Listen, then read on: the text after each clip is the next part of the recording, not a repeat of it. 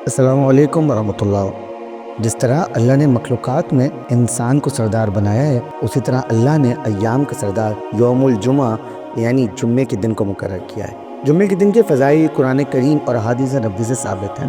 یہ وہ دن ہے جو اللہ کو نہایت محبوب ہے۔ اس دن کو امت مسلمہ کے لیے عید صغیر بھی مانا جاتا ہے۔ اگر آپ چاہتے ہیں کہ آپ اس دن ایسا عمل کریں جو آپ کی نسلوں کو سنوار دے، روپے پیسے کی ریل پیل ہو جائے، کوئی خواہش ادھوری نہ رہے، آپ کو وہ مرتبہ ملے کہ دنیا حیران رہ جائے، تو آپ نے اس عمل کو اپنا معمول بنا لینا ہے۔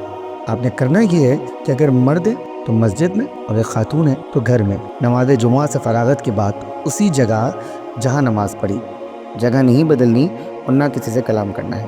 نماز سے فراغت کے بعد اسی جگہ کھڑے ہونا ہے اور کھڑے ہو کر سمت مدینہ کی جانب رخ کرنا ہے۔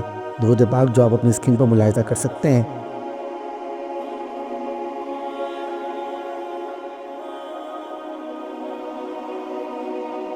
آپ نے اس درود پاک کو 100 ٹائمز یعنی کہ 100 مرتبہ ادب سے ہاتھ باندھ کر پڑھنا ہے، اور پڑھ لینے کے بعد آپ نے اس کا ہدیہ بارگاہ رسالت میں پیش کرنا ہے۔ یاد رکھیں، ہاتھ باندھ کر پڑھنا ہے اور اس کا ہدیہ حضور کی بارگاہ میں پیش کر دینا ہے۔ کوئی دعا نہیں مانگنی، کچھ خاص ہو، کچھ عام نہیں مانگنا، بس حضور صلی اللہ علیہ وسلم کی ذات مبارکہ کو پڑھے گئے درود کا ہدیہ پیش کرنا ہے۔